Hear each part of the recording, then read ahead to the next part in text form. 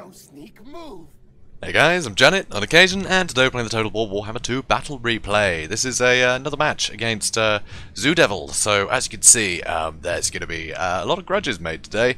I've brought Queek with me, so we're playing obviously against the Dwarves because it's TzuDevil. This is this is dwarf hunting season on the channel at the moment, so should be a lot of fun. So if you guys saw my match against Black Iron Battles the other day in Shadows tournament, I'm basically bringing a similar strategy.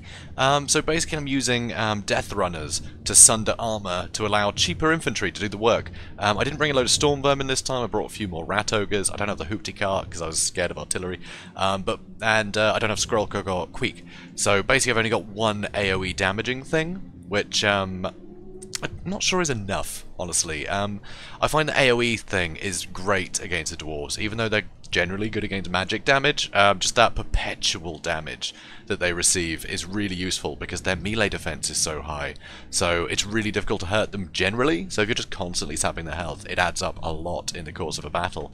So I think I should have probably brought more of that. So maybe I should have brought the cart, because, yeah, maybe I should have. I mean, I've got enough Rat Ogres to get around and deal with, artillery and things like that. But you'll notice I didn't bring any ranged at all. So in this army, I have nothing to deal with Slayers, basically, which is definitely an oversight. But it should be fun to be sundering armor and then just using cheap clan rats to see if I can get the damage in. Queek is an absolute terror. Just to point out how great he is against dwarves, let's look at his stats. He's got the Dwarf Gouger. Bit of a giveaway, that's good for dwarves, plus 40% armor piercing damage. And if you look, his armor piercing is already at 340, and he's got plus 16 bonus versus infantry, and that applies to weapon strength and melee attack. So that puts his melee attack against dwarves up to 80. So it's huge, absolutely huge. Also, he's got the trophy heads, which puts melee defense down by a ton. 45 melee defense and 26 melee attack. That's, most dwarf lords and heroes, that's pretty much their, stat line. So it's going to make him really formidable against those guys. And, with his own bonuses, he's going to be able to hit so easily. And so is anything else that's fighting that dwarf, You're going to use it on lord and heroes, but then dwarves are, they hold themselves up with their lords and heroes. So that's perfect. Also, stand your ground is vital, because obviously extra melee defense is nice, but that extra leadership is huge. That's, that's going to be an extra, 30% leadership for a lot of Skaven units, so pretty massive. Verminous Valor, this explosion, and the extra bonus of speed, that will actually let him get out of any fight he wants to be in. If he's surrounded by dwarf infantry, they will all go flying, and he can run out of there and pick a new target at his leisure, so it's great. This guy is meant for dwarves. Also, minus 18 armor debuff. This is all for dwarves, right? Queek is designed for killing dwarves. And, he can outrun any dwarves as well. He's only got 40 speed, which is actually pretty good, to be honest, for any infantry. But, of course, a lot of the time, lords are very mobile. Not for the dwarves. This guy is built for killing dwarves.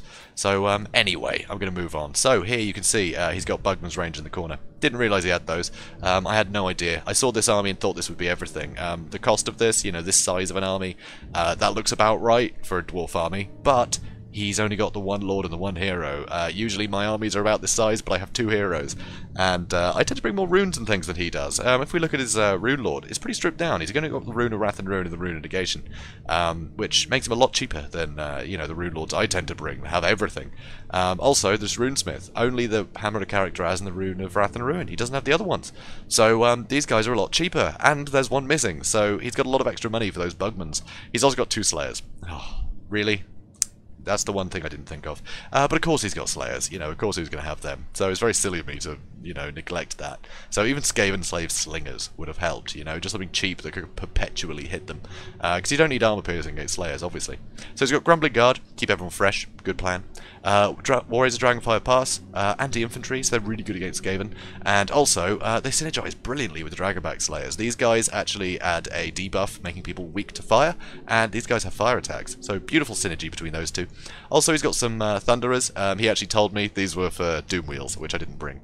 So, yeah, it's a bit tricky to get a lot of use out of Thunderers if you don't have something like a Doom Wheel to shoot at, because they're a bit crap nowadays, with their sort of pathing. They'll just walk towards an enemy. It's very irritating.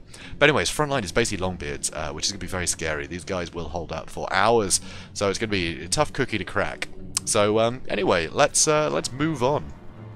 So, I'm moving up. going to start posturing. Obviously, he can't see the Death Runners. He can't see these guys because, yeah, they stalk, so that's nice. So be a bit surprised for him.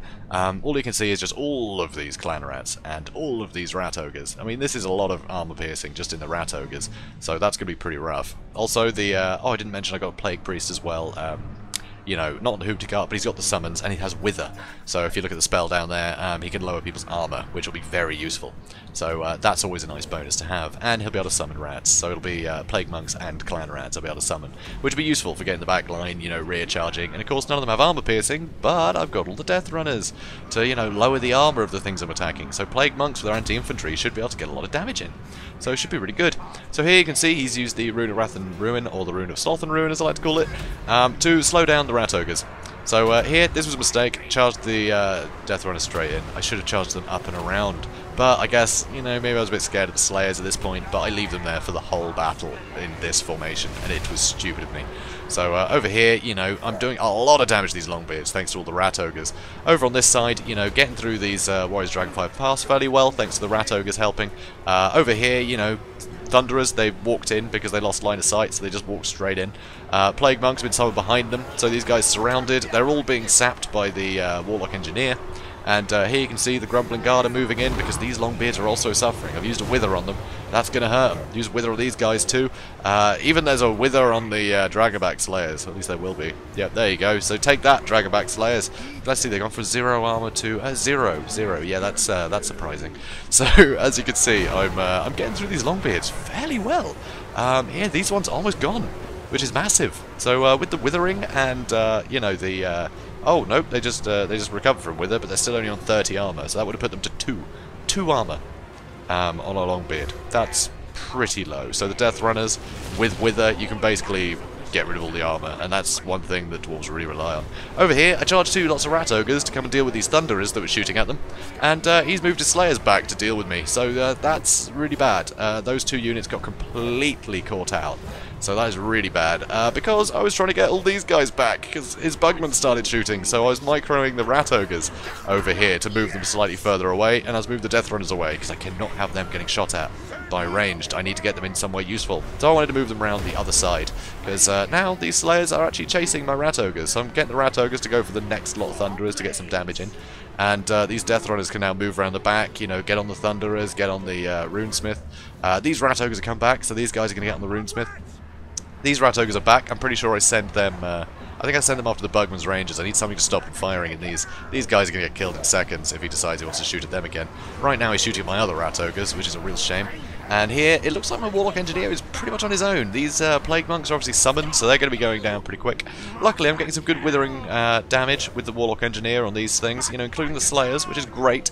It's really good to be able to get some damage into Slayers, because I don't have anything else that could do that. But all my Rat Ogres are getting chased away, which is really sad. And over here, these guys coming in, they rely a lot on their armor-piercing damage, and Bugmans don't really have any. They've only got 40, very low armoured, but they regenerate. So, I need to kill them. I really need to kill them. These guys are going to be a massive problem. But anyway, so Clan Rats, some of them, they're going to charge into the Thunderers here, back up the Rat Ogres a bit. Because there are Slayers coming in, but I decide, oh no, he's breaking, I need to get back in here quickly. His Rune Lord is getting some good work in, and frankly, the Warlock Engineer, he doesn't have good enough combat stats to survive on his own. You want to saturate him in with better stuff. So here you can see Death Runners are really doing a good job against this Runesmith. But now that he's chased off this stuff, suddenly he's got a load of Slayers and things that can help. And over here, like I said, I just kept him like this for the whole time. If I sent the Death Runners around the back, that would have negated 75% of his melee defense. If you're attacked in the rear, 75% of your melee defense is ignored. At least I think it is. Last I heard, anyway. So, it's a huge debuff, right? You can get better hits from the back. So I should have just surrounded these guys. I would have taken less damage because I would have been combat less time, and these 2 units that both would have been more healthy, I could have sent over here to help out all this other stuff. So, this was stupid. I had so many resources just stuck on these Longbeards when I could have taken them out very quickly. So, real mistake on my part. But luckily, my centre is holding brilliantly with Queek and the Plague Priest. They're doing a wonderful job. And there you go, Verminous Valor, you know, hits these Grumbling Guard for some extra damage. And these guys are trying to get in here, do some damage. And the Rune Lord is coming in now. This is exactly what I want to happen. Because frankly, Queek has been waiting to take on his lord. He will do a fine job. Unfortunately, Warlock Engineer's out of here. He's never coming back. And, I mean, I guess luckily these Bugman's Rangers have almost run out of, well, let's get halfway through their ammo. 2/3 maybe. So that's something, but they're still just, there are so many of them. And he still has so many Slayers. I've been running my Death Runners away from his Slayers for a while, trying to get on the more sort of knackered units to try and finish these guys off. But those Death Runners are so injured. Their leadership isn't going to hold very well, so that's a real pity. But I had no choice but to run. Here, it looks like I'm finally beginning to deal with these Longbeards, but look how much damage these two units are taking. I could have had both of them on half health and wrapped up those Longbeards if I just got the surround on him. I can't believe I did that. Anyway, over here though, Queek is beating the crap out of this Rune Lord. This Rune Lord is having a terrible time. I think I might have put trophy heads on him, but I barely even need it. Queek has got such a good stat line for dealing with dwarves. But of course, you know, he does have anti-infantry, and the Rune Lord, you know, on his chair counts as a big target, so he won't get that anti-infantry bonus against the Lord. So there is that going for him. But now I'm basically just down to my heroes and some haggard clan rats. Luckily I have other guys coming in. This is a bit of a mistake, sending the Death Runners straight into here. I should have tried to send them around and through the gap. I could have used concealment bombs, so he would have had to be right on top of me. I could have, you know, maneuvered, got into somewhere a bit weaker. Here I do have some summoned clan rats trying to deal with these Grumbling Guard, and actually these Grumbling Guard are so injured, this could work. So that Rune Lord is about to die. So here comes Queek, and there he goes, stabbed in the back. He couldn't escape. Too slow on that cart.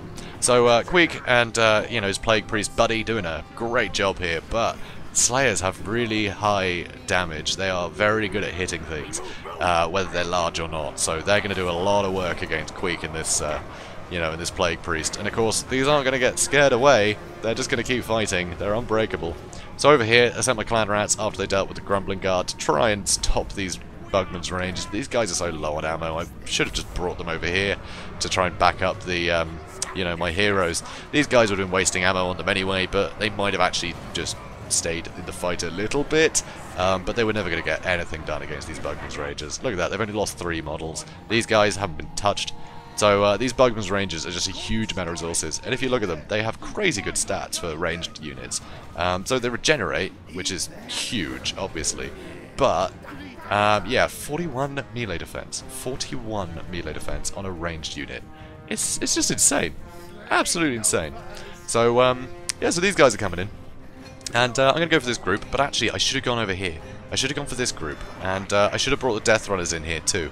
I should have kept them hidden, not bothered with these guys at all. There are so many knackered units here. If I destroyed, you know, the morale of some of these guys, and, you know, get the Runesmith, I could have broken these guys, and army losses might have hit. I would have still had to deal with all the Slayers, but I could have shattered a few units, and that would have really helped tip the balance in my favour. Because as you can see, it's still dead even. You know, but just the strength of my heroes is enough that it's keeping the balance of power even. But, I mean, looking at this, having to fight every single unit here, I don't see it going my way anymore, honestly. Here, in this fight, you know, yes, I'm fighting all the Bugmans, should do some good damage with these guys, but this is not looking great for my Plague Priest. He's about to break. He's having a terrible, terrible day. But I will have Stand Your Ground proc soon, and I only need this guy to keep going until I can get 1 more Winds of Magic. I was on 4 and I needed 5 for another Clan Rat summon, so I just need to go a little bit longer. So you'll see I proc Stand Your Ground in a second, and that will keep the Plague Priest in the fight. So there he is, Stand Your Ground. So that's that extra 16 leadership, and the extra melee defense is going to keep him from getting us damaged, which is great, but he's still just teetering on the edge. And he stabilizes, and these guys get a bit knocked over by the summon, and because the summon, they just run through anything until they're in position. It means I'm able to just completely surround the Grumbling Guard, which is amazing. So I've got a surround on the Grumbling Guard, so his melee defense isn't going to help him. Completely surrounded, and I can break these guys. So one thing that's a bit strange, which isn't obvious because it doesn't show you on the stats. You know, if you press I, look at these stats. It doesn't show you, but if you're tired, your armor goes down in this game. It affects armor. Fatigue does. So the Grumbling Guard, with their aura of, you know, vigor replenishment, yeah, I want to get rid of them, because it's actually keeping everyone's armor high. I know, it seems strange, right? But that's how the game works. Fatigue affects armor. So that's why the Grumbling Guard is so good, because it keeps the Dwarves' armor high. Without them, they'd be more vulnerable to damage, as well as having lower combat stats in general, which again, it doesn't show you if you press I. So here, I managed to take out the Runesmith as a final, you know, act of valor. Another ambush I absolutely loved. I didn't mention it because I was too busy going on about how tiredness affects armor, but I used a Verminous Valor. It knocked every single unit away from Queek, and he's able to just sprint through and kill that Runesmith, which I just think is hilarious. I should have pulled more of that nonsense earlier, taken out his Lord and, you know, other units. You can use him as an assassin, you know, because anything tries to get on top of him, he just blasts them away, and he can just charge through with that burst of speed and get on top of, you know, valuable units. So I should have been doing things like that more, I think, in the match. But I think the main thing that screwed me over was I had nothing to deal with the Slayers, and I didn't get a surround, like, over here somewhere. Where would that have been? Over here. I didn't get a surround on that unit on the edge, which was really dumb of me. But still, you know, you live and learn. And I did quite enjoy this. I mean, it went pretty well, considering it was a bit of a gimmick. This is pretty much just to see if, you know, clan rats could perform with the help of Death Runners. And actually, they kind of did. I mean, 33 kills, 30 kills. I mean, look at the value of all of his units. I mean, Longbeards, you know, clan rats managed to kill 30 Longbeards. That's actually pretty good. Queek had a whale of a time. He killed an eighth of TzuDevil's army, which is just nuts. All the clan rat summons were definitely a lot of help, you know, bogging things down, getting rear attacks, all the rest of it. So yeah, this kind of works, but I think the AoE damage for the Plague Priest, you know, on the Plague Furnace is really good. It can get pretty, you know, devastated by artillery, but you know, with all the summons and stuff, I think you can ward away from that fairly well. So I think it's worth the risk, just that perpetual damage. It really adds up, because Dwarf games always take so long. I mean, look at this. We were going for 17 minutes this video, so, you know, they're long battles. So the Plague Priest, I think with the Plague Furnace, it can definitely help. As a Dwarf player, you really need to make sure you've got something to deal with that, though. Obviously the handgunners would really help, and things like that. But, yeah, I think that perpetual damage is too useful. So, I don't know, maybe that's worth doing. But I should have brought some Gutter Runners or something to, you know, just deal with these Slayers. It would have given my Rat Ogres a lot more respite, and these guys could have killed a lot more Longbeards. I could have just, you know, I could have kept the momentum going. But the Slayers were a constant nightmare. 180 and 126 kills. It's too many. It's too many, guys. So, yeah, definitely scary. This was a cool army. Longbeards just don't budge. They just fight to the last man. Very scary stuff indeed. So, guys, obviously go check out TzuDevil's channel. You know, proud Darwy that he is.